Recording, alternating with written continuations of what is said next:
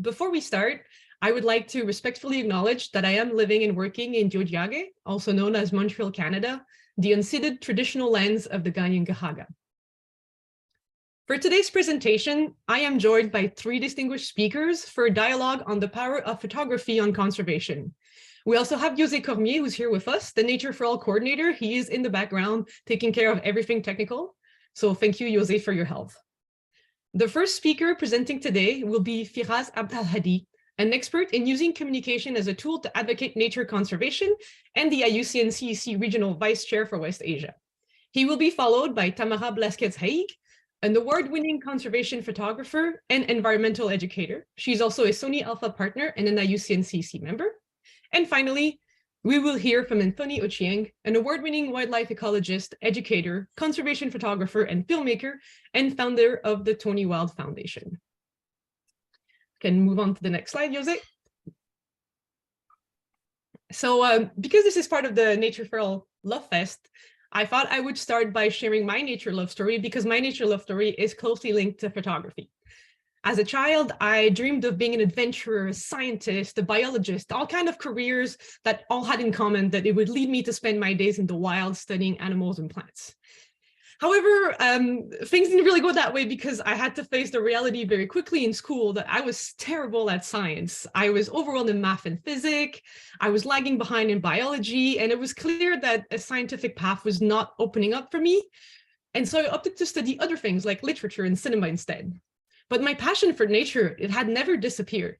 And luckily, one day I got a summer job as a photographer and videographer in Mingan Archipelago National Park Reserve. And it opened the door to a world that I thought was going to be inaccessible to me before. During that summer, I met and worked with scientists and conservation officers. I took part in inventories of species at risk, and I documented with my camera the presence of many animal and plant species that were specific to the park's ecosystem. I had to learn their name, their characteristics, and I could even identify them. We can move on to the next slide. So as you can imagine, I was absolutely hooked. And I ended up working a second summer as a photographer in Mingan Archipelago. Then I worked one summer in Ontario, the next one in Saskatchewan's in Grasslands National Park, and another one in Nova Scotia and Cape Breton Highlands National Park. So summer after summer, I returned to Parks Canada with my camera in hand, ready to photograph new species like humpback whales or plain bison. And each of the photos and each of the conservation that they sparked, it was like turning the pages of an encyclopedia that developed before my eyes. And there was one summer in particular where I set out to photograph as many species and as many species at risk as I could find in the park where I was working at the time, Grasslands National Park. And that's the next slide, José. To do so, I had to learn what they were, where to find them, how to identify them. And it wasn't so much about getting the best photo or getting the perfect shot. It was an opportunity for me to document the life that was around me. And in that way, photography ended up teaching me so much about nature. And there was something really empowering in knowing that these photos helped the park scientists track where some of the animals were seen and were used as data. But it was also empowering to know that some of my images were used in educational material for visitors and for schools. So things kind of went full circle in a way that summer where I learned so much about nature by pursuing these images, and then they were now used to share my same passion and this knowledge with other people. And I wanted to kind of share this story because I think it's a good segue into how photography can touch on environmental education.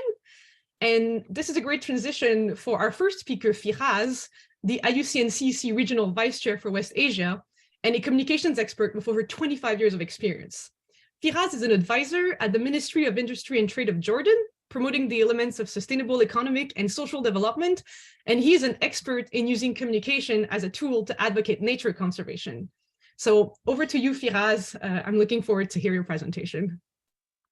Thank you, Alaïs, and welcome to everyone to this meeting. And it is very important to share some moments of reflection about what we have been doing, how we were acting in our work, our other ways of communication with nature. This is a story of someone who hasn't been all his time attached to nature, but I encountered certain situations in my life where I sought a kind of a refuge and peace of mind in natural setting.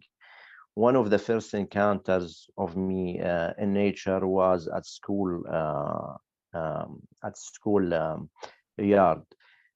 We used to play like hide and seek, and part of us would hide behind trees, and we would look for them. They were very big trees, and I started to think of these trees like something that they are really a refuge, and that they are really protecting those parts who were hiding from us.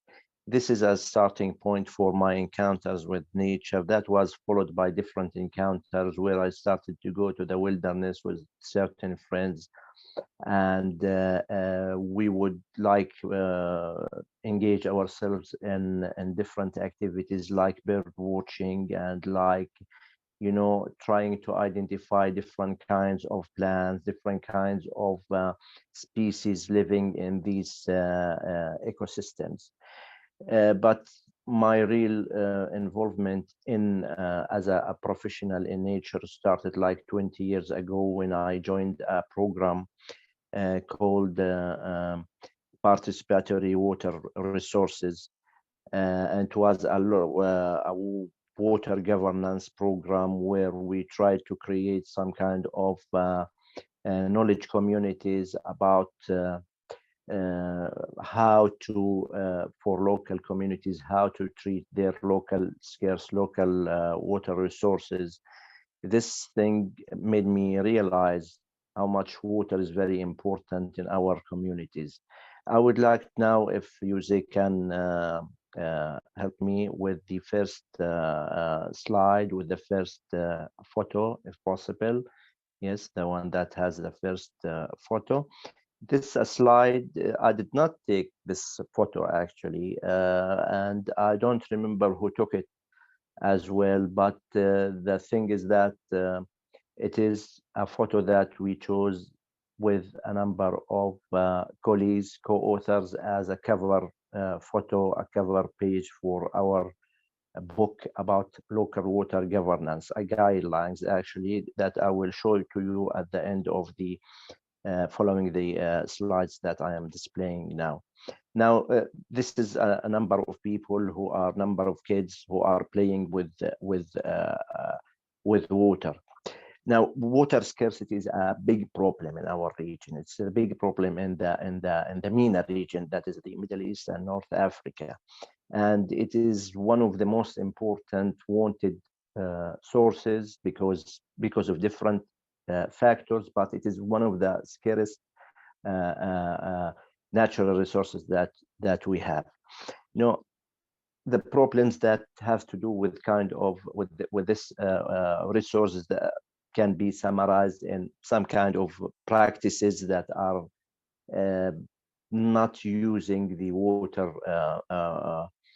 wisely, but sometimes poor management and in the local level, in the village level or municipalities level, what we call them in this part of the world. Also, we are affected by climate change, although we are not part of the we are not a big in our region, we are not a big contributor to the emissions that are affecting or aggravating climate change, but we are affected more than affecting it. We are affected by these changes. There are different types of implications, like desertification, like depletion of groundwater resources, and this is creating a situation that people sometimes need to go for long distances to get their water resources for their daily uses only. This is a picture, this is a photo that you know, reflects the situation where these kids are from different families are gathering around this kind of pump to get some water, where we don't know whether this water is good for use or not. So this is a problem of lack of access that people are facing. That's why we thought that we should use this photo as a cover page for our guidelines, a book that is 160 pages. I will show you there it's the cover with the names at the end. So this is a photo that is really affecting me whenever I see these kids playing with water and they are happy at something that is taken for granted for most people or many people around different parts of the world, but they are looking at as something special, something that is not really easily accessible. So, which raises the question that should we always wait for loss before appreciating what we have or what we have? This is a very tragic situation. We should maybe look at a kind or look forward for a kind of mutual responsibility, mutual global responsibility for this scarce resource that some people are really deprived from. Some people get it in a very unhealthy way, water polluted. And I'm not talking about my region, I'm talking about other regions in the world that are facing this, but because we have an arid weather or a semi-arid region, you can see this problem very imminent in my region. Now I would go to this following slide, the following photo. I took this photo. Now this is another part of the what nature is providing us. This is about food. I talked first about water. Now it's about food. Look at this beautiful palm groves, and this has been a main source of livelihoods in our region, whether in the Arabian Peninsula, whether in the Levant, whether in North Africa. It has been the center of so many economic and social activities, and it has endured different kinds of weather, different man-made or natural extreme situations, and still they continue to provide us with this important source of food. So, which implies that it is what's required from us is a little kind of tactness in dealing with this important resource that we have. Whenever I feel in my work the impact of scarcity, or whenever I look at a situation where resources are very scarce, I go back to these photos and I look at them, like this one and other photos, and I feel that it is a little effort that we need to do in order to maintain what we have and even to restore what we had. So this is the second photo. It is about food. Now I would move with you see to the third photo. The third photo, this is a peacock apparently, and I took this photo in the Far East in a garden, in a public garden, but it has fences and it was protected and well cared of. Now, what is special about this photo is that I zoomed in. I stood at a certain distance from this peacock, and I zoomed in my camera to take this photo. The peacock was not spreading its beautiful feathers, but I don't know if you can see what I mean. But when I looked and I kept my distance, it spreaded them, and it was a very beautiful scene that made me take this photo. I tried to come closer to the peacock, and all of a sudden, it folded or unfolded this group of beautiful feathers. This taught me a very important lesson, which is I should keep my distance and I will be rewarded. I should keep my distance from these beautiful creatures that are important for their livelihoods, for their aesthetic value, and for our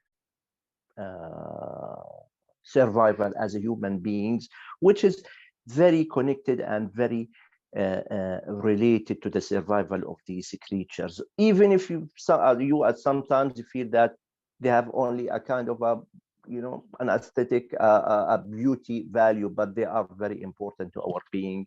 I talked about water, I talked about food, and now I'm talking about the beautiful things, the beautiful pieces of nature. And I learned an important lesson that in order to get rewarded, in order to get paid off, I should keep my distance and enjoy looking at these natural values that are being offered to me by nature. That was all. I will now show you a cover of the book I talked about to the last slide. This is the photo that we used for our guidelines. The Empowers, the project was, or the program, which was funded by the EU, and it was implemented in Jordan, Egypt, and Palestine. The Empowers approach to water governance. You can download it from the internet. You just type the name of this book. That was it. And I believe that when we take few moments to reflect on what we see and what we captured of the different features of nature, we will become more appreciative of what we have. And if we share these feelings and if we share these reflections with people like you, I think this can be contagious. This can leave a good impact on others. You don't have to learn things by doing them yourself, but you know, we learn from each other. That was it, and thank you for listening.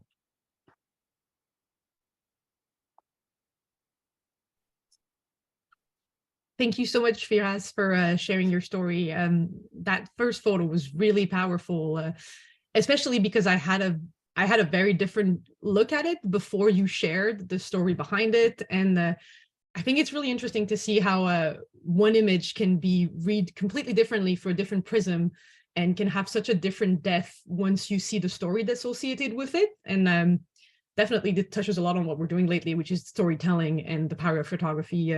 So thank you so much for sharing that with us. And we're going to stay very close to the subject of environmental education with our next speaker, Tamara Blazquez Haik, who will talk about the power of photography on conservation and in urban settings. Tamara is an international award-winning photographer and an environmental educator and speaker. Her goal is to aid in nature and wildlife conservation, especially birds of prey conservation, both in Mexico and internationally, through her photography, her journalism, and her speaking and educational skills. The floor is yours, Tamara. Thank you. Thank you so much, Alaïs, and thank you everyone for being here today. I'll try to be as swift as possible to not take a lot of your time. So ever since photography was invented, science has benefited greatly from it, either for making accurate registries or documentaries of the species, like Alaïs was telling us a few moments ago, of the species that inhabit this planet alongside us. And it's helped us tell stories that showcase all the work and effort of people working in conservation and all the stories relating wildlife and ecosystems. But of course, conservation photography is actually the way my nature love story began when I was very little. I grew up watching documentaries and looking at magazines like National Geographic, and I just fell in love with the images and the stories these amazing photographers would tell about our natural world. Because through images, science can become much more accessible and easily understood by many audiences. So photography also helped me learn a lot about science and biology and conservation and, you know, global warming and the environment. And also photography can help us raise awareness about different environmental and conservation issues, as well as to create empathy towards all these non-human animals and the planet Earth. But sometimes you want to delve a little bit into conservation photography and help nature, but either you're not really well versed in the sciences or storytelling is not your forte. But don't worry, there are different ways that you can use your beautiful imagery to create a positive change in conservation and especially in environmental education.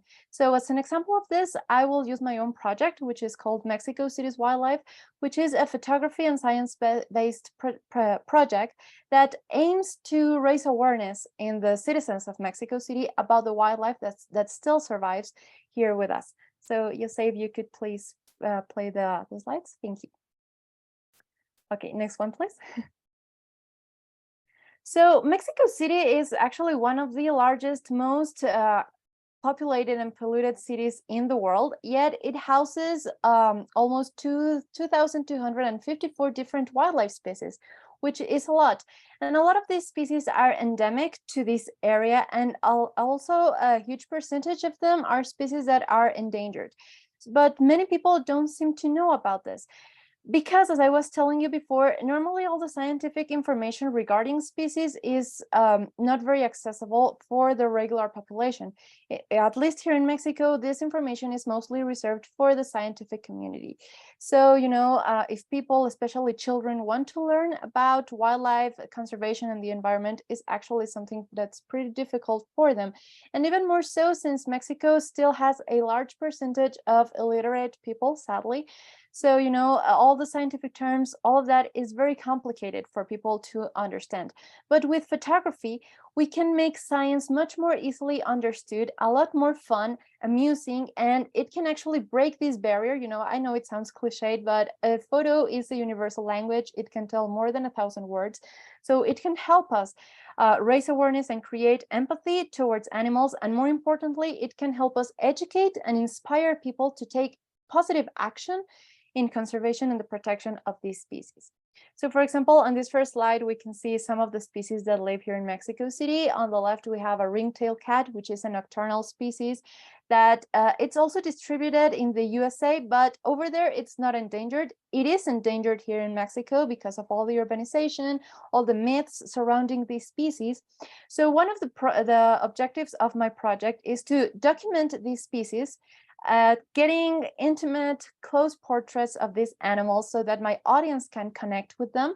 And in that way, I can share information about these animals and how they are harmless to humans and how important they actually are for the environment. And of course, how they can protect them. For example, on the bottom, we have a photo of a barn owl. I don't know if it's the same in other countries, but for example, in many countries in Mexico, in Latin America and in Mexico, owls are regarded or are believed to be witches. So they are killed in the most horrible ways. Some of them are even burned alive. So through this project, I aim to break with these myths and to actually educate people with science and, of course, the images. Can we please scroll to the next slide?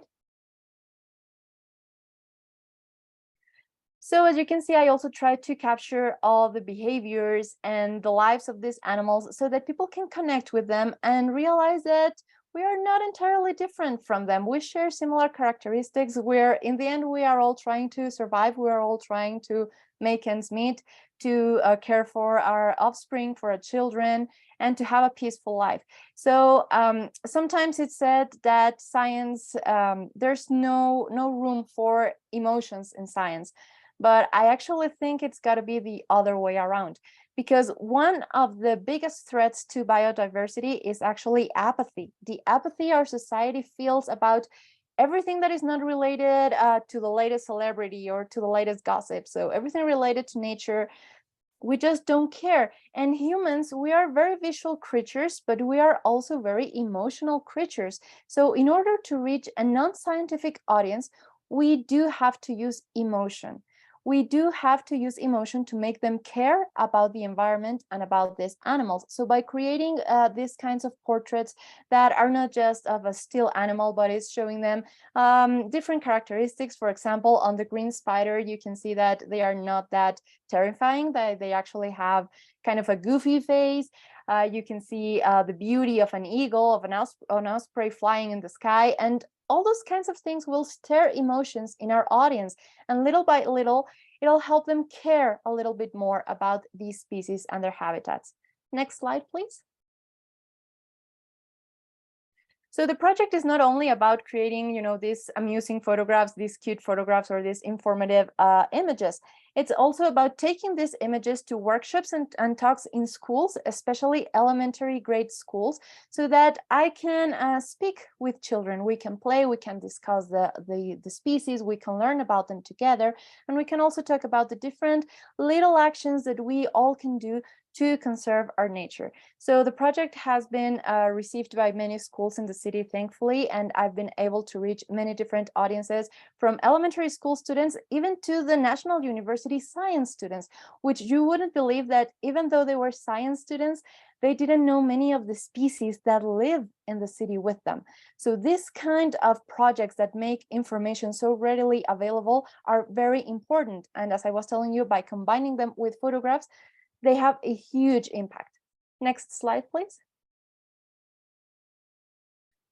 And besides the photographs, I've also combined different tools and techniques for the workshops and the talks.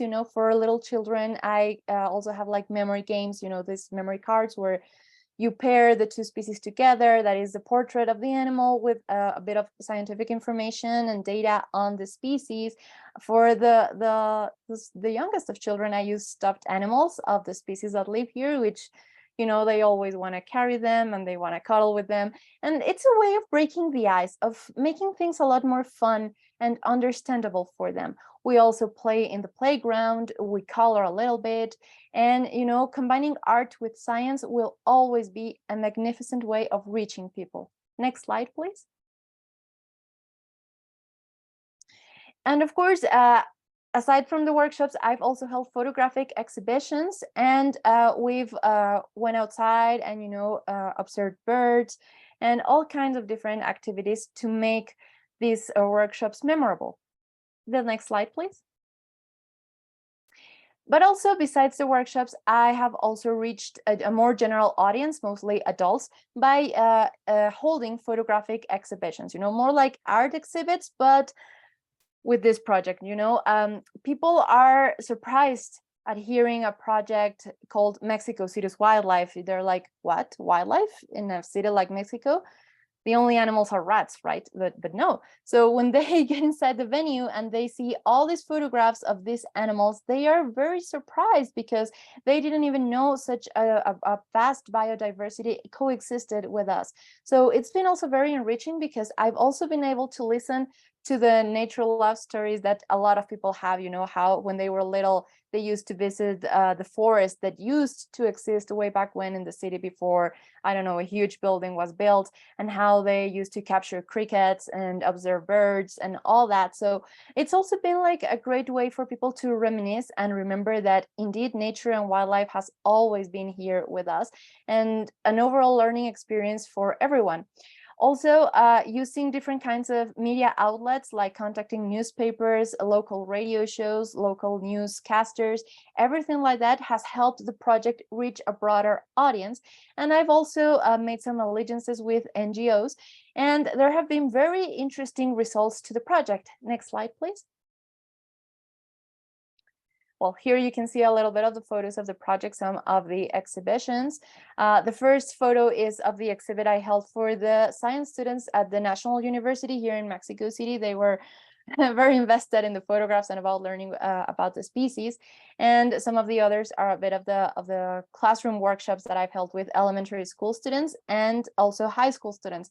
On the photo, the down photo to the left, the one with the brick wall, that's an exhibition that was actually curated by high school students. I was invited to a high school here in Mexico City, and actually they were very invested in the project. And because there wasn't enough space to put all of the photos that encompass the project, they said, okay, so we want to choose our favorites, the images that we like the most about the animals that we think our fellow students will like most. So they curated the whole exhibition, and I just let them do whatever they wanted, because it was also a learning experience for them, because they also tried like to pair a photo of a mammal with a bird, and they were asking me different kind of data about this species, and we all had a lot of fun, and it was a great learning activity. Next slide, please. And as you can see, the media has been a great ally also to broadcast this project to a much broader audience. That has led me to even more workshops and more kind of talks with different kinds of people, which is always very enriching. Next slide, please. Here you can see that also part of the workshops is playing with the kids in the playgrounds. You know, I have them role playing, you know, like some of you will be possums, other of you will be birds, and you have to run from one part of the playground to the other while running through your other classmates that will be acting as the threats that this wildlife face, you know, like cars, feral dogs, poachers, etc. And at the end, not every single wildlife gets to the other side of the playground. So kids can relate a little bit more about these challenges the animals are facing and how hard wildlife life actually is. Next slide, please. Next slide, please. These are photos of the different exhibits. And this one was actually the largest exhibit I've had to date, which was on May of last year. Thankfully, I was invited to present the project on the Rejas del Bosque de Chapultepec, which is one of the largest venues in the country and probably one of the largest goals for every single photographer in Mexico, because this open gallery is seen by 500,000 people daily, because it's a very transited avenue, both by cars and by people walking by. So by being able to present all this project on this gallery, I was able to reach hundreds of people. I never imagined it would get to this, but it's made a huge change for the awareness about these animals. Next slide, please. And as I was telling you, the results have been pretty interesting. Besides, you know, having students and a general audience much more conscious about their surroundings and eager to join conservation projects, because they always ask, you know, after every talk, every exhibition, and what can I do? What initiatives are there? Or how can I start a project of my own to help the urban wildlife? And you also get to see that boys and girls specifically seem much more empathetic, and they want to learn even more about wildlife. They sometimes ask their teacher if I can go again and present the workshop once more, because, you know, children are actually very drawn to nature and to animals. I mean, if we all think back when we were little, we just loved all the natural world, but while we're growing up, it's like we lose this connection, and that's something that we cannot let it happen anymore. We have to keep children connected to nature one way or the other. And another great result that I have seen, as you saw with the venue in the large venue in the Bosque de Chapultepec, you rarely see these kinds of artistic and environmental projects showcased in the most prestigious venues in the city. Most of these venues are reserved for, you know, high-end artists and things like that, you know, I don't know, your Van Gogh exhibits and stuff like that. So having these venues, and especially the government and authorities being interested in my project, has also opened the door for other conservationists and artists that have similar projects, so that they can also showcase their work and raise even more awareness and empathy towards the natural world. So sometimes if you are the first one starting a project such as this in your neighborhood or in your city, you will be faced with a lot of obstacles, but once you overcome it, you are going to open the doors for the following people, you know, the next people, the next generation that are going to come after you, and it'll be like a chain. You will create a chain of change makers. So it's very important to be brave, and no matter how many times a door is closed for you, a window will open, and you will be able to get a lot of people to see your project and to reach a broader, vaster audience. Next slide, please. So in conclusion, and to not make this very long, it is of utmost importance to continue with environmental education among the Mexican society, which is very, very far away from all this empathy and all this conscience about nature, but of course with society in general. These kinds of projects that are not as strict as a scientific project, that combine art and everything like that, reach a vast audience and can help every single person that sees a project understand and learn more about nature and its conservation.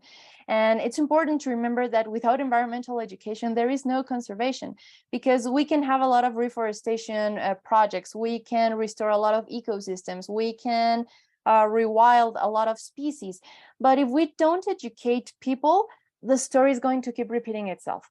people are going to keep deforesting an area, they are going to keep killing animals. So education is key for long and tangible results in conservation. And to make environmental education even more successful than it already is, or even more effective, we have to integrate multidisciplinary activities. Just as Alaïs was saying, it's not all about science. Sure, science is the pillar, but by combining art, whereby involving educators, involving your neighbors, local communities, indigenous communities, and everyone, we can have better and long-lasting results in conservations.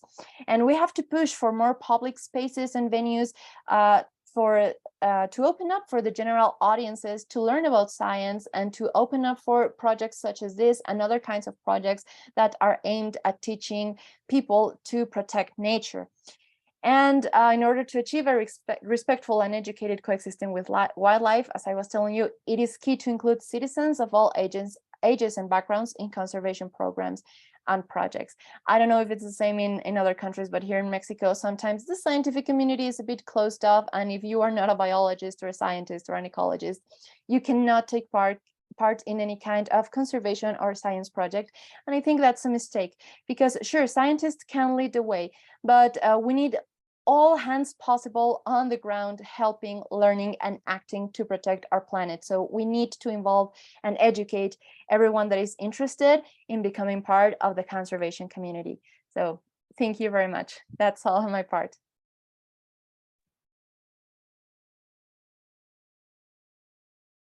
Thank you so much, Tamara. That was wonderful. And Ochieng, thank you for sharing your photos and your wonderful project, Mexico City's Wildlife. It is fantastic to see that a medium like photography can help people see the nature that was already surrounding them, but that they had never taken the time to look for. And I think what you're saying about it's not just a science. I think it's a lot about like getting that curiosity in people, and then that's when they're going to want to be involved. And there is a lot of a way that photography and citizen science projects can be put together to get people involved. And like you're saying, make out of everyone a scientist by showing like little steps and little things that are accessible to everyone to get involved in everyday science, and even in an urban area. So exactly.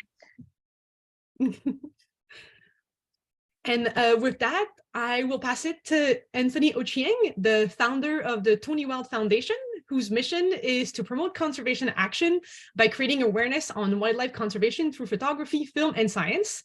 Anthony is an international award-winning photographer and filmmaker, an educator, and an ecologist, and his work focuses on creating conservation content that will inspire conservation action across all ages and races. So a great follow-up to the presentation we just had. Over to you, Anthony. Thank you. Thank you, Elisa, for the introduction, and thank you everyone for attending. I don't know where to start, but then I'm going to make this a bit much more simple and interesting. Is when I first bought my camera, I actually slept next to it like it was the most precious item I would ever actually bought at that particular time. And that is when I realized that there was a big connection between me becoming a scientist and also becoming a photo storyteller. So the combination of these particular skill sets enabled me to really understand that we as scientists need to stop speaking to each other, and we speak to the general public, who are actually key and very vital in making decisions in conserving nature. And that's where the journey for starting TonyWild began. I won't really talk much. I will just let the images speak for themselves. I'll ask you to have my slide up.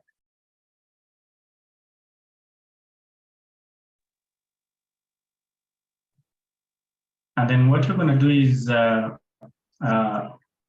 the audience who are able to just type, one of the key questions I'll ask you is, when you see any particular image, like for example, the image in front of you, what do you feel? Like what are the emotions that come to play? You can just type on the chat, and I can able to talk about them the particular image as we go along. You can give me an idea, what do you think the image is all about? Anybody? Flatness, serenity,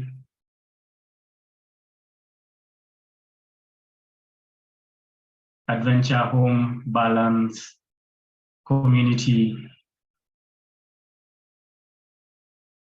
Okay, so those are the best parts. So this is equilibrium. Tell me about the idea of a forest that is intact. And that actually, all the comments you've actually created are the most important thing when you're taking an image to share with an audience, because you really want to get into the hearts of people when it comes to conservation issues. We as scientists have been speaking towards each other for a very long time, but right now we need to have visuals that can enable people to really interact with nature, not only just by understanding why it is important, by taking action. And these images play a very key important role. And one of the things I'm actually involved in mostly is supporting conservation organizations tell their own stories. And this particular image is one amazing project in the southern coast of Kenya, which is managed by women who protect mangroves. And the boardwalk is a way of them to earn an income, basically through birding from visitors and guests who are coming to learn about mangroves. And images, all of us can take images, but then you need to think about how you're going to take those images and what is the main purpose of taking those images for. And I know Firas mentioned about using the images in the publication. So you need to think about all these particular images. But the most important thing is the image has to be able to reach each and every person's heart and to be able to take a particular action, either positive or negative, because sometimes you do not have control over the content we create, but we always hope that we try as much as possible and tell hopeful stories so that people can be able to take action on a particular topic we're working on. Next slide.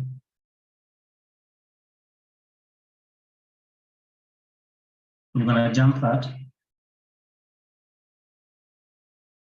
So one of the key things for me when I'm telling conservation stories, especially in Africa, is that people are usually the center of conservation for me.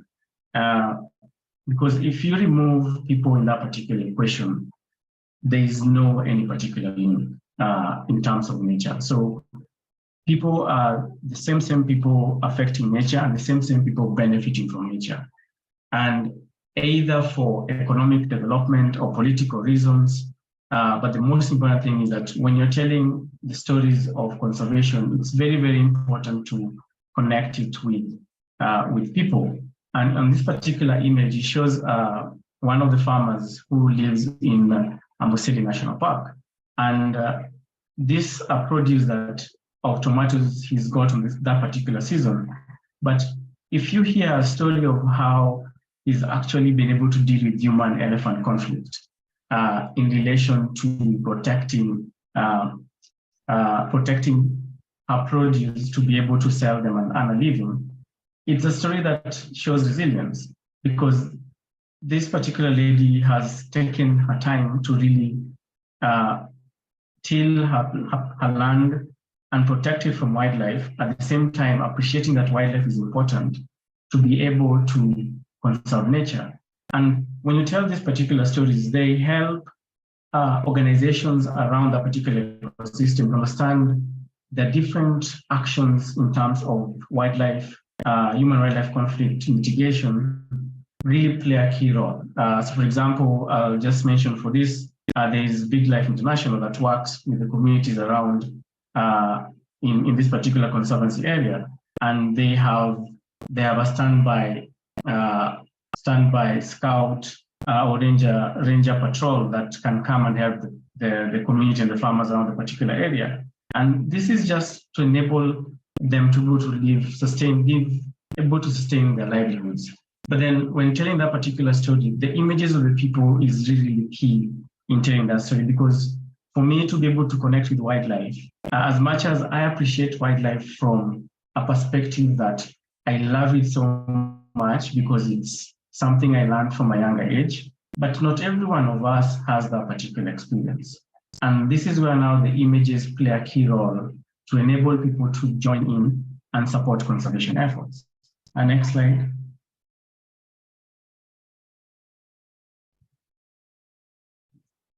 And again, I'll ask, so what do you see when you look at this particular image? What do you feel? What comes into your mind when you have this particular image?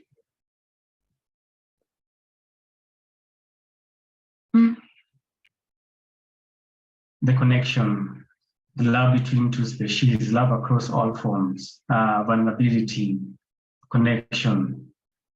We can be one with nature, love and compassion, coexistence. And I love the way you guys are giving the words connection and caring.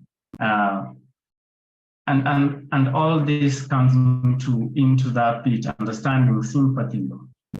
So this image was taken in one of the elephant sanctuaries in northern Kenya, and Mary is one of the rangers, and the way she has that connection with elephants, you can think she's actually the mother of elephants, like the way she connects with the elephants. And this particular image has different emotions that comes with it. And I'm seeing people in the chats talking about nature, empathy, bonding, gentleness, and sympathy. That is the reason why you need to take an image, to be able to get into people's hearts. And for me, people are a center of conservation, as I mentioned earlier. And I just love it when people try to understand that nature does not really exist without support from people. Next image.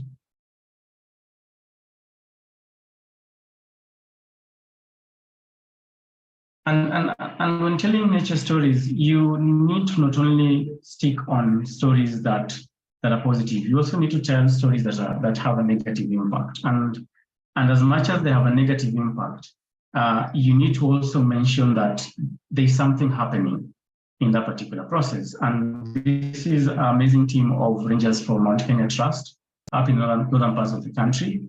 And one of the activities they do every Wednesday is they do a cleanup of the river called River Timao. And when I was doing this particular assignment, like I spent like almost 2 weeks with them, and every single day I'll follow them and take pictures of what they're actually doing.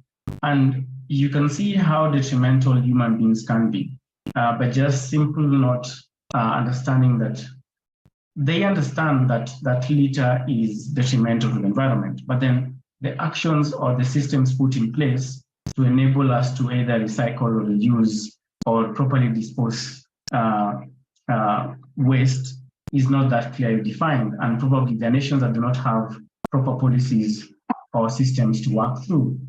And when you don't take this particular image, you limit the extent where people can actually be emotionally be touched, in the sense that we need to take action in terms of our litter. We need to figure out where we put our litter out, what we need to recycle, how is it affecting wildlife.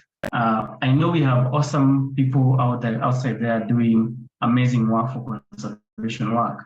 But imagine if all of us as a society come together to actually be able to conserve nature. And it's not just about wildlife, it's about the environment in totality. And that's the reason why images play that key role to actually be able to push for impact at the end of the day. Next image.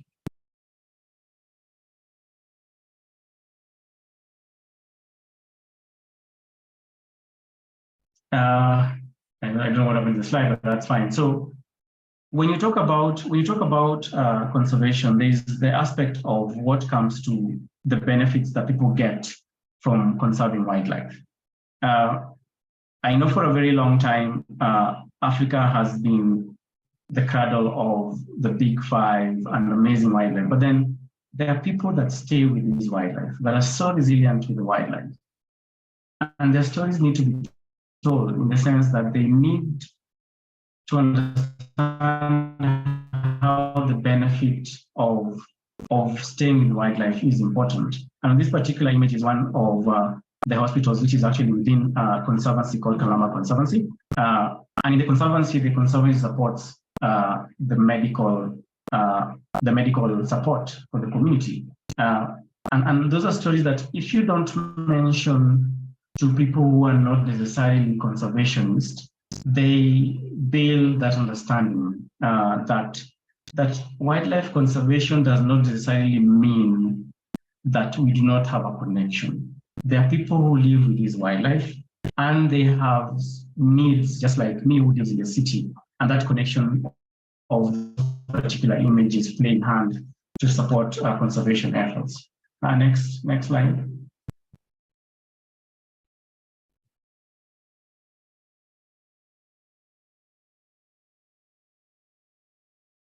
And when you see images, for me, when I look at my images again and review them again, they just keep on reminding me of how powerful it is. We have a society of people who are so enthusiastic to support conservation. It may not be at the scale that I would want it to be, but those that are actually doing that work are actually really, really committed. And on this particular image is Shaban, who's a community scout ranger in one of the mangrove restored mangrove forest. And when you ask him, when you're having this conversation with him and ask him why exactly do you do this work, is because he's dependent on this particular ecosystem. He's seen how exactly it was before the area was degraded. But then this cannot get to the policymakers if it's not documented or documented well. And pictures play a key role. And when pictures come along with captions and the presenters or the policymakers or scientists use high quality images that can actually be able to move people, people take that particular step. Yeah. So in the next image.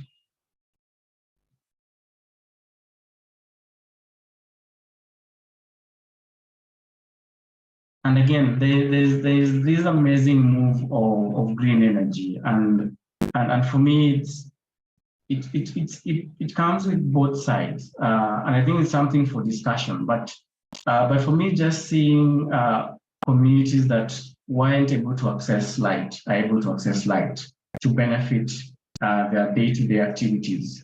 They're able to charge their phones. They're able to listen to radio. They're able to, just by the use of natural powered lights. It's really key, and it plays a very key important role in climate mitigation. It might not be the ultimate solution for climate mitigation, but it plays a key role, and the community members are trying as much as possible to adopt every method provided to them to be able to sustain their lives, at the same time conserving nature. So this image was taken in Uganda on one of the projects where solar power is being given to reduce impact on forest degradation in the area, and that was really one of my favorite projects in Uganda that I've actually been able to work with. Next image.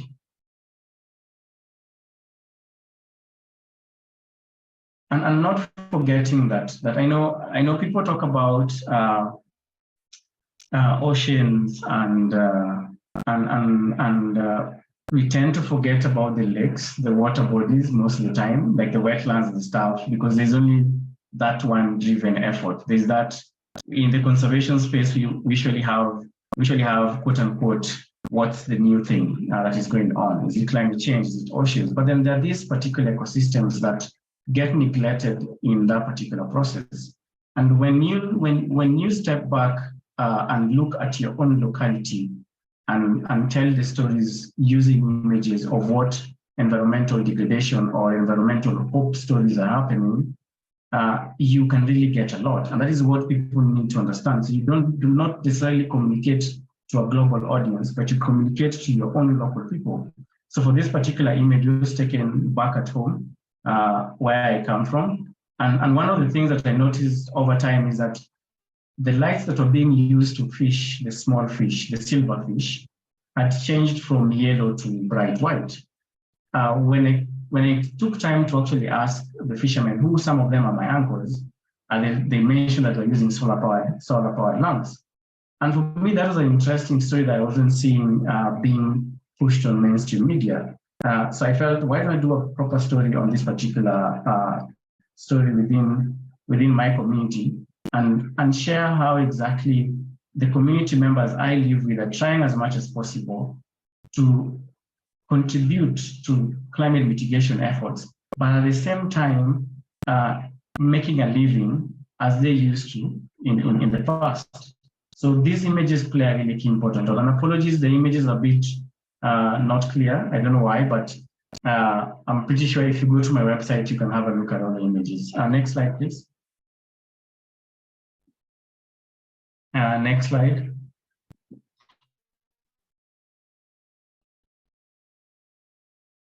So for me, the most important thing is that people play a very key important role in the conservation space. And that is the information I keep on pushing in every platform I find myself.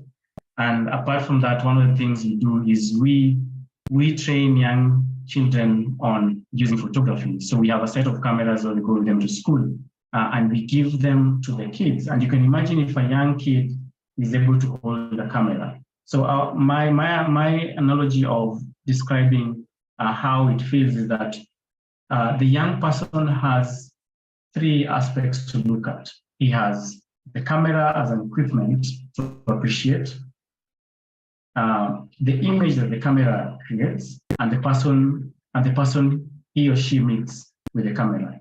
Those are three layers of inspiration for a young person. And if you can able to present this to a younger person at a younger age, that sparks knowledge and power for them to be able to take action on conservation issues. And for me, conservation organizations are very, very key important, and they need images to enable them to share their impact stories. Next slide, please. I think probably the last one. Yeah, so thank you guys. I can share a lot about what we do, but that is just a glimpse of part of my work and some of the images that I've taken over time. Thank you.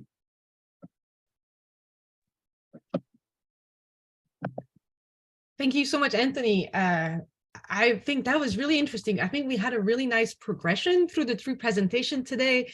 Firas, you started with a photo that was reminding us to treasure what you have.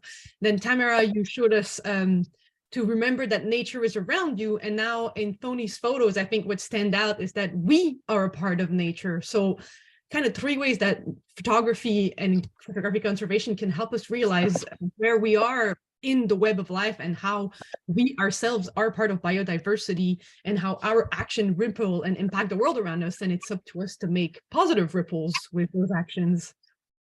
So thank you so much, Anthony, Tamara, and Firas. Your three presentations were really insightful, and I think they brought really various examples and approaches to implementing environmental education. And it was nice to see those three visions through your unique lenses.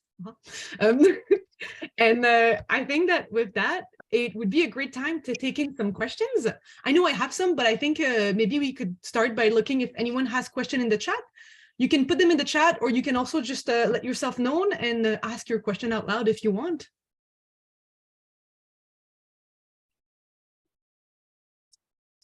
Maybe while people start writing questions, I'll take one that there was a comment that was made a bit earlier by Mary, who was reminding that it's important when we do photography, but especially if we do it with an environmental point of view, to be conscious that the photo is not more important than disturbing the wildlife we're trying to photograph. And I would love to hear from one of you on how you find that balance or how you communicate this, because maybe not everyone is aware of the concept of a telephoto lens that thinks that you are very close to the animal, but in fact you were not. So maybe how do you implement that in your work? How do you communicate that? If any of you wants to jump on that question.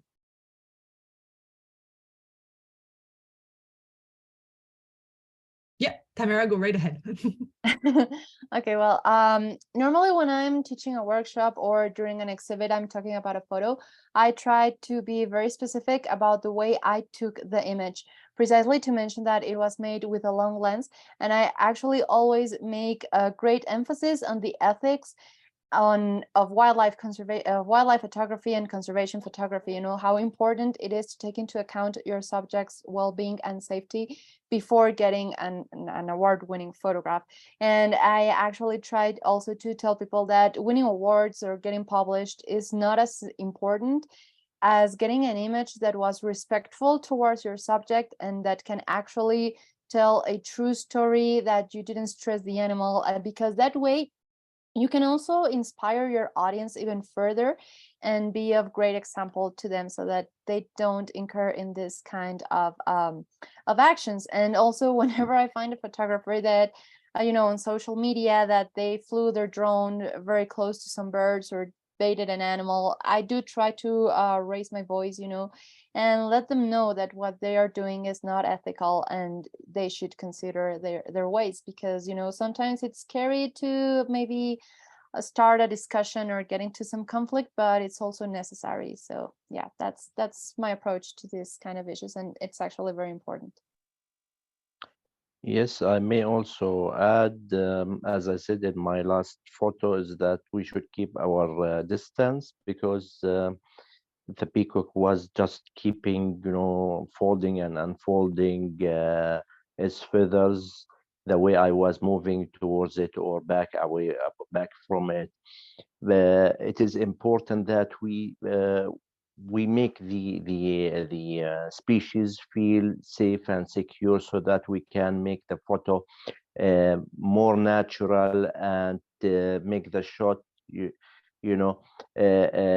not disturbing the animal, so that it would reflect how they are living in their habitat and how they are acting and reacting, and they feel us, they feel how we are being approaching them, and they respond accordingly. So it's important to keep the distance. It's important to use gadgets that are enabling us to keep our distance and take the photo from a safe distance, so that we can capture them acting naturally, not just scaring them away.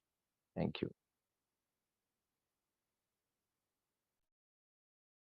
We have a question in the chat from Lawrence, who's asking, have you thought of using digital platform like social media to spread conservation stories? And if you do so, what is your experience of or feedback from viewers? And does the message call to action, like have any people took action to doing local conservation activities following a project you would have done? So any of you want to talk about using social media and the digital platforms to share stories through photography? I think I'll tackle that. At the beginning, when I was starting off my conservation photography career, I really stood up for social media as a tool where I can be able to share the reasons why we need to conserve wildlife. And the project I was actually doing at that particular time was called Traveling for Birds. And the reason why I picked birds as a species, because birds are found everywhere, they don't have boundaries, they're all distributed across the country, different ecosystems, and everyone can relate with birds. And one of the things I was doing is I was asking people on social media is they name the bird species in their local language, and people will actually come in and contribute in sharing the local language of these particular birds. I am from this particular country, and there's some birds I can't really mention in my own local language, which is a pity. And as much as I want to learn all the languages, all the birds with my own languages, society doesn't, the kind of society doesn't allow us to really be able to consume this, but being iterated over time. But then that's where now social media comes into play, because there are people who know these birds, and they're not necessarily ornithologists, not necessarily scientists. They are community members who have either had the name from their grandpas, their grandmas, and just putting it together to just share it on social media. So social media is a very, very powerful tool in telling these particular stories. It is transforming very fast, and sometimes you have to catch up with it.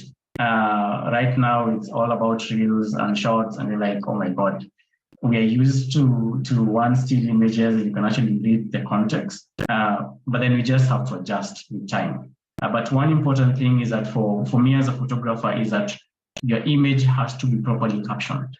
And when you're captioning your image, you need to talk about the location, where you took the image, why you took the image, and what is the call to action you want people to take from that particular image. Do you want people to be aware about the particular species, or do you want them to take action in terms of their behavior, or do you want them to support a given particular initiative? And that for me is really key when you're talking about on social media especially. So all of us are photographers, because all of us have a camera phone, hopefully. I'm taking an assumption. But then when you're taking that image, please give it some context. Please give it tell us what is really happening on a particular image. It allows your viewers who might not necessarily be conservationists to understand why it is important to conserve nature. I think that's my answer to Alaïs. Thanks. I may also add to this is that as long as you are part of a network, for instance, like Nature for All or the IUCN, and when you are taking photos and putting them on social media, at least you are drawing the attention of people to paths that they can take in doing the same things that you are doing, or in even filling gaps of things that you haven't done so far. So it is important. It's more efficient if you are a part of a body, a part of a network.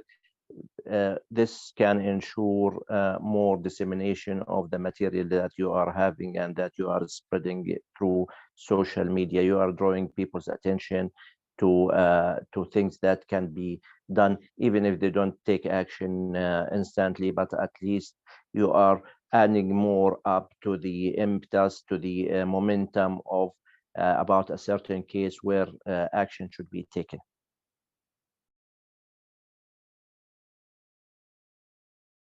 Thank you. Tamara, did you want to add anything on how you leverage digital platforms to tell stories, maybe? Well, I think I agree entirely with Anthony. Social media is very powerful, but you do have to say something about your photo. You know, even though a photo can say more than 1,000 words, sometimes you do have to accompany with those 1,000 words and accompanied with a call to action, an educational message, an inspiring message. And also you have to be very careful because social media, as powerful as it can be for reaching audiences and spreading your message, it's also causing a lot of competition among photographers. And, you know, everyone wants to be social media famous. Everyone wants to have 1 million followers and likes.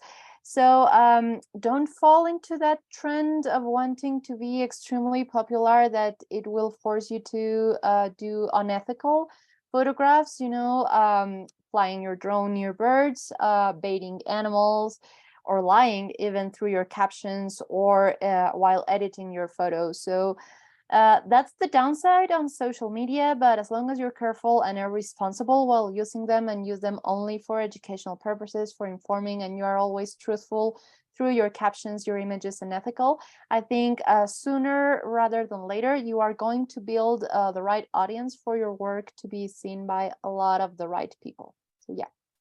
Only few words at the end of this issue is that it's important to give it a context, to give it a caption, because we have to take into consideration the fact that people would understand the photo in different ways. You don't expect people to be at the same level, on the same line with you. So you need to put them, to give them a context of what's being shot here, so that they would have a similar, if not identical, understanding, because you are approaching different kinds of audiences. Thank you. If I can bounce on what you were saying, Tamara, I think that reflects a lot in the work you do in schools, because by educating children and youth, there's more chance that they'll grow up to be ethical influencer and ethical users of social media when they share their own love of nature and their own content of nature, because that interest will be sparked from that curiosity you started in them in school, and not from the social media aspect. The nature love will come first and then influence their work. So it's nice to see that it can all be influenced and interconnected for the next generations. We've kind of just touched already on some advice, but there was a great question from Kirk, who's looking for advice and ideas, who's saying that they are a photographer and they've had some successful work, but it's saying it's hard for it to sometimes go further, and they would love to be more involved and have more impact with their work. So do you have any advice for like new photographers or people that are trying to pierce in this industry? Tamara, you were saying to like stay truthful to your vision, but do you have any, and it can be technical advice or more on the marketing or the reflection side of things, if you have any advice for some of the photographers that are with us today? Sure. I found that my work has advanced further when I started pairing my photography with writing skills. When I was in high school, I was terrible at writing essays, but I forced myself to learn how to communicate better because a lot of magazines, a lot of different kinds of publications value not only your photography, but also what you have to say about that. As Firas was saying, you need to provide context so that people can understand the story that you are telling, so that people can understand your message, and to put together the whole body of your work with words. And with that, I would say that also delve a little bit into what storytelling is through photography, because pitching whole stories or whole projects, even if it's just educational, for foundations or stories for publications, it's easier for them to gain an interest in your work and actually publish you and replicate what you are doing than if you just send, individual images. There are tons, thousands, hundreds of thousands of individual stunning images, out there, but that's it.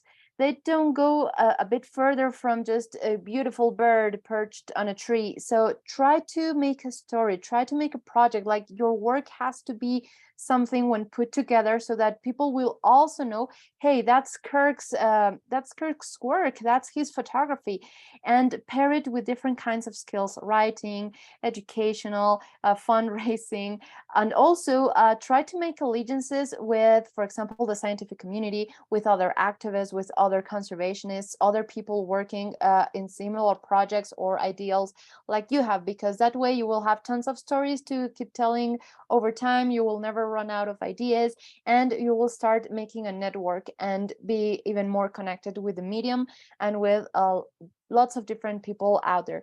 And it's also very important that don't be envious or jealous about your colleagues. Sometimes we're like, my friend, he's also a great photographer and he's doing so much better than me, and I'm not going to talk to them anymore because I'm jealous.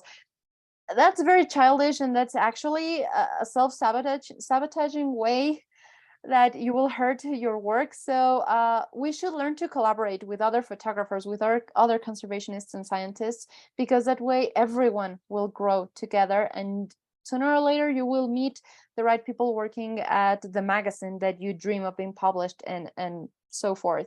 So yeah, that would be my advice, pair different skills and try to make a whole body of work, not just individual images.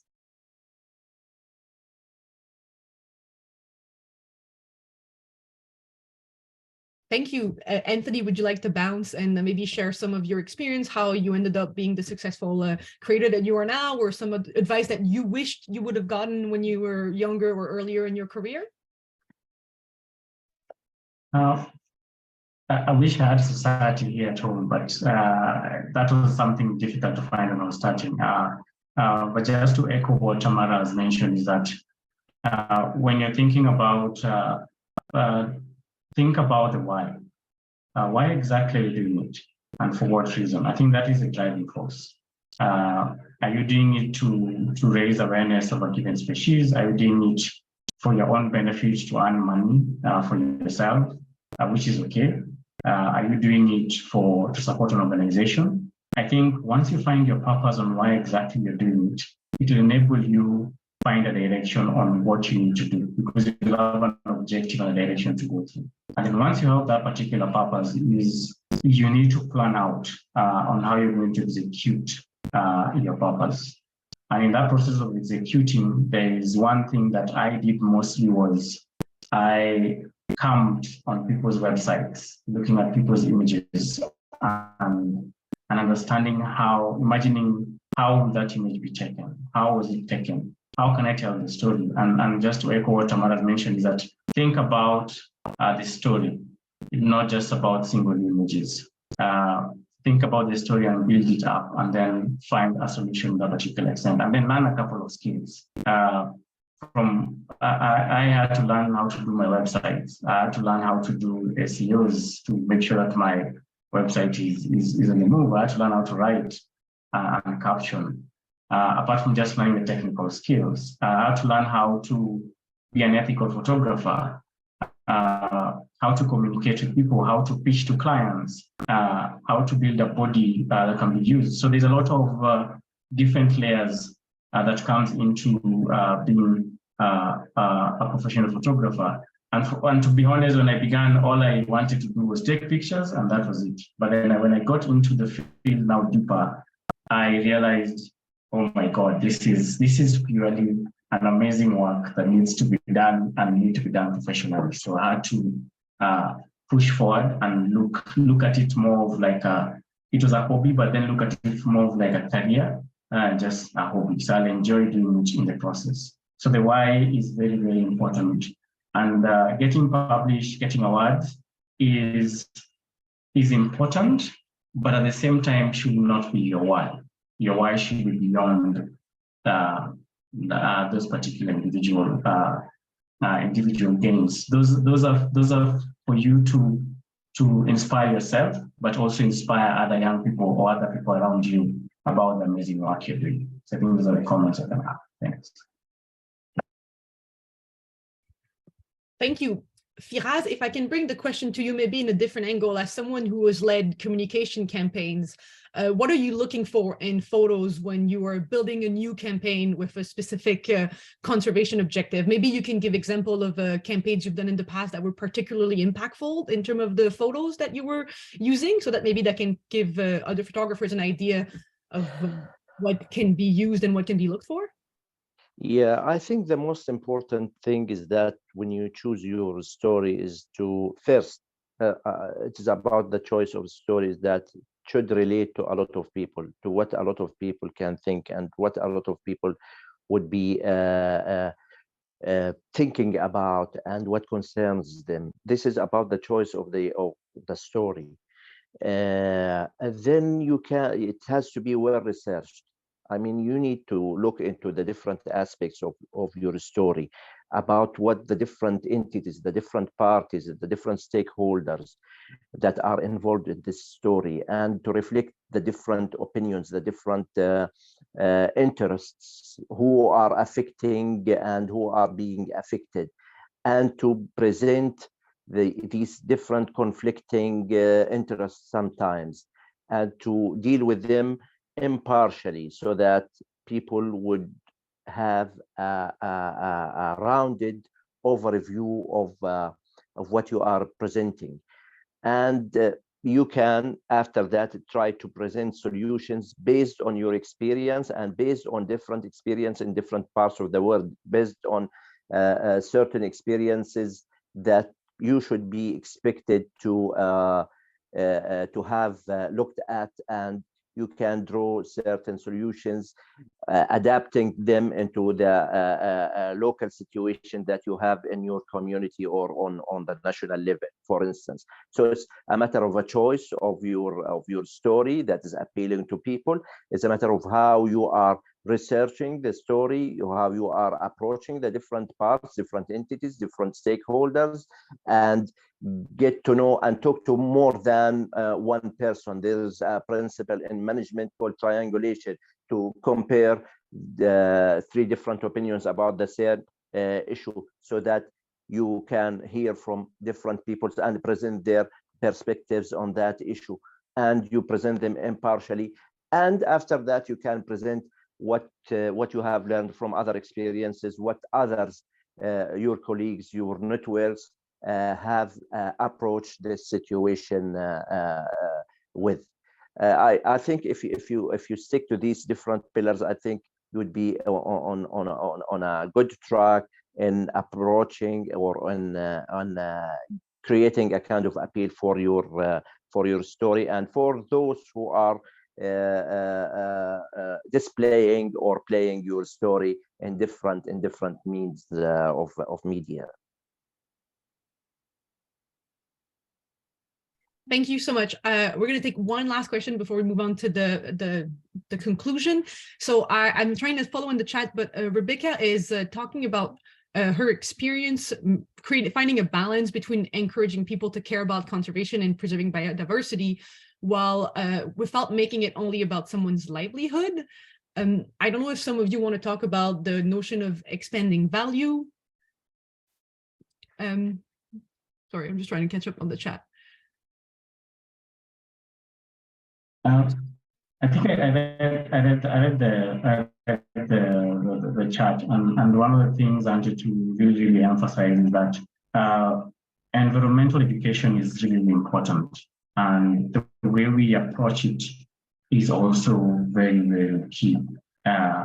And it's not supposed to be that we need to get benefits from natural resources all the time. No, it is just more like a philosophy. It's part and parcel of our ways of living.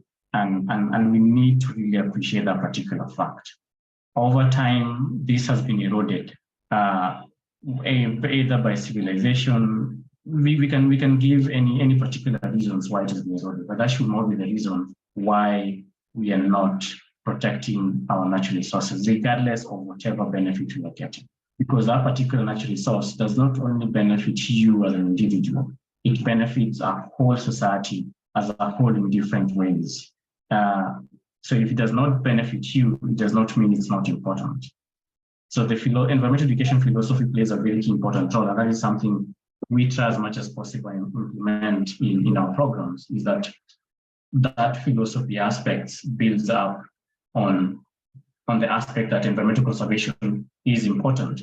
So the visual bit that we use is more propagating, is more like a tool to help us emphasize that environmental protection or environmental restoration is not merely for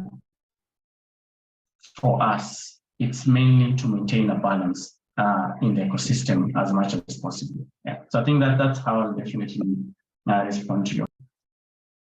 Rebecca, would you like to jump in and maybe follow up on your question? Yes, sorry, I'll unmute. I realize I hate chat sessions because I think it's so hard to really communicate well in them. And I love what all of you have done. I love them. I've been in Mexico City many times and never knew there was that much wildlife there. You've just opened up a whole door for me. And I've made films all over the world. What I find in my work, and I've worked for Nature's Rights, did a film for the EU on that. My trouble and what I'm asking you to help me with is the balance. And Tony, your photos are brilliant, absolutely stunning. The trouble, and I've taught this too to students from 90 different countries, is how you find a way to engage community in your storytelling. That, like, my father was a journalist and his stories were about, why is this story important to you? But if he couldn't make that case, then people might ignore the story. My point is that we are at a point in our existence, this generation, where we have to find a way in our storytelling to make both points, that we have to see the tree for the forest. You know, some people can see the trees, as in, why is this important to me?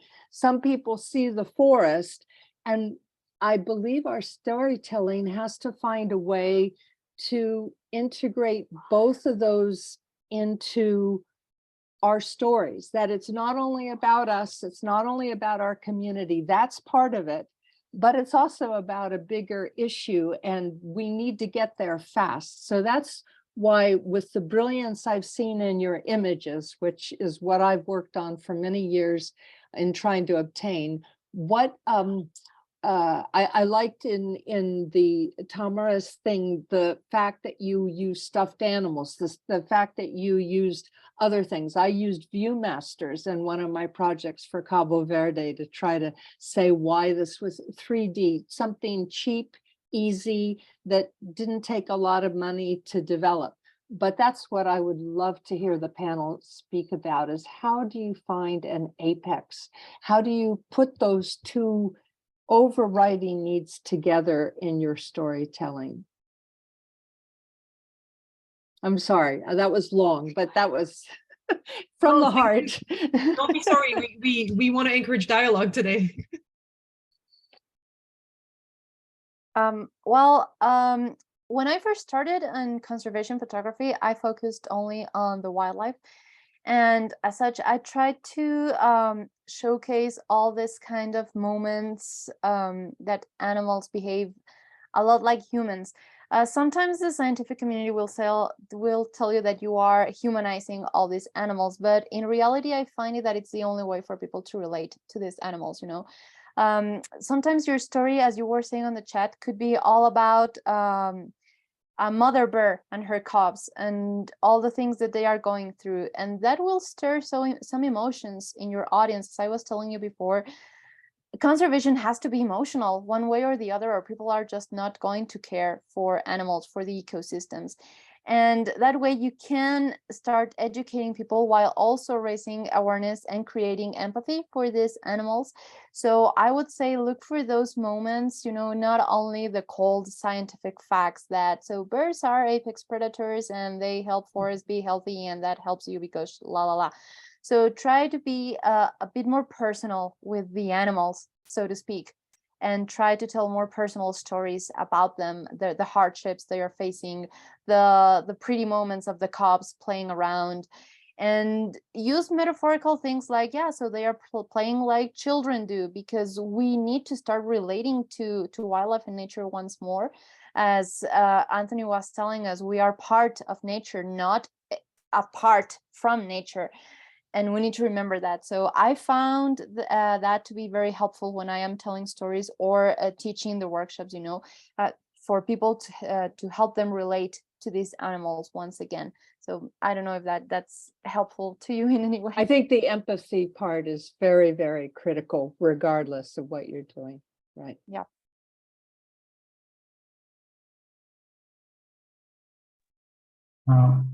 My approach is basically to look at who is my audience and why exactly am I making that particular photo story or film.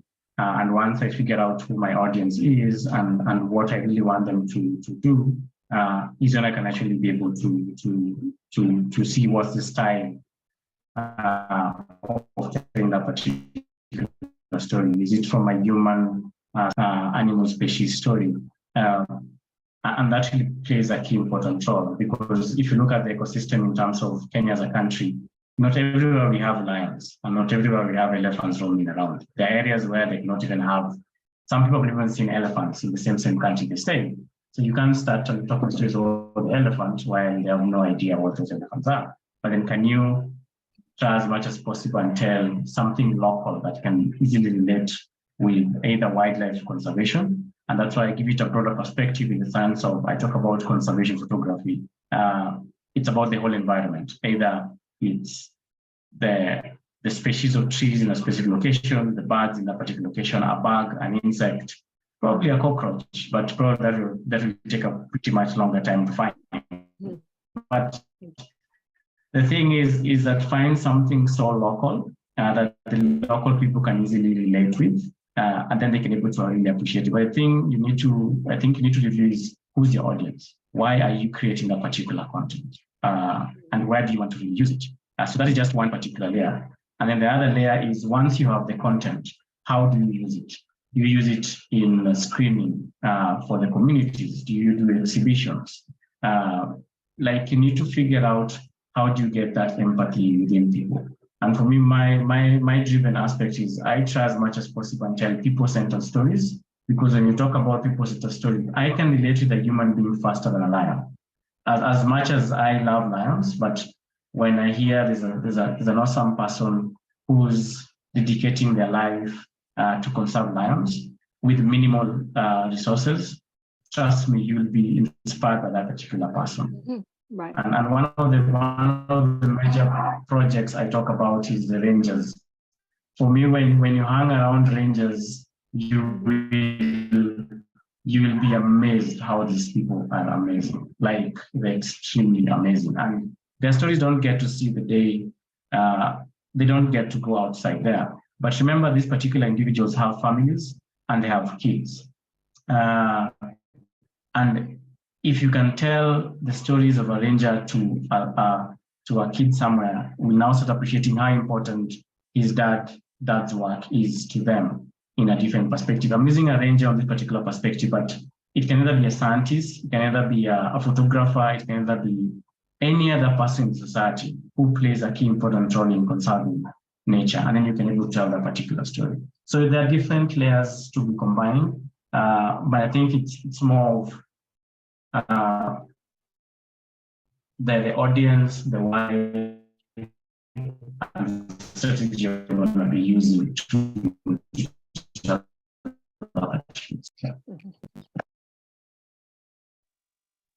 Well, I may add to this that it is very important to not just to give an end result of the effort that is being taken place. It's important also to show people the process that was going on, the evolution of a certain effort from, for instance, resistance of change into acceptance, then involvement and ownership of that effort.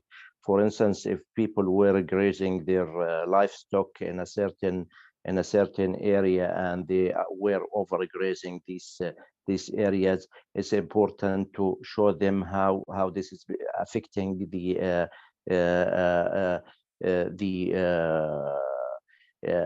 this resource for their sheep, for instance, for their cattle, over the upcoming seasons. It's important to show them the obstacles that they might face on the road before they are joining you in that effort, because you are not telling just a success story. You are showing people that you will face this and you will face that, and eventually you will be overcoming all these obstacles.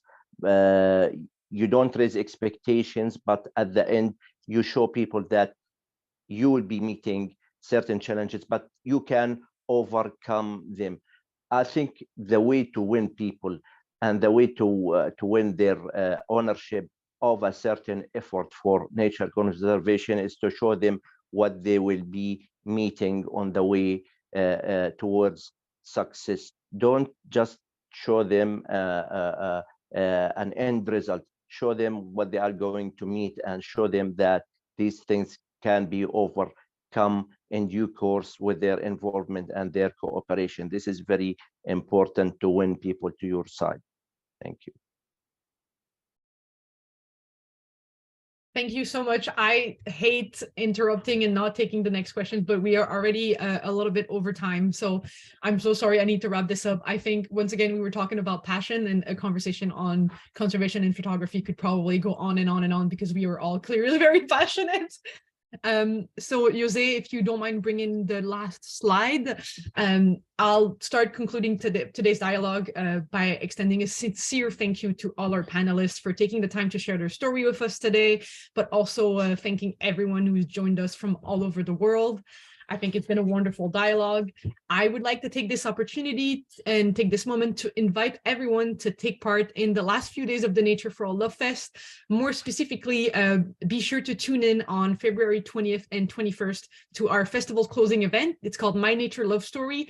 If you've enjoyed today's session, you will love that one. It is a 48-hour live stream. It's going to feature, I think we're past 15 nature lovers now from all around the globe, and they're all going to share their nature love story, and Tamara and Anthony are part of that lineup. So if this is something that you're interested, please head to the Nature for All Love Fest website, when you will find all the information about our closing event, as well as the YouTube links to watch live. If you've enjoyed today's session, make sure to join the CEC as a member. If you're not an IUCN CEC member yet, I think Jose will be sharing the link in the chat. And I believe we also have a survey about today's session to help us draft the future CEC dialogues that we will, of course, keep you updated with if you are on the CEC newsletter or the Nature for All newsletter. Once again, thank you so much to our speakers and to everyone who attended. I think this was a wonderful dialogue, and I learned a lot. I hope you did too. So thank you so much, everyone. Have a wonderful day, and we will see you, I hope, at the next CEC dialogue and at My Nature Love Story early next week.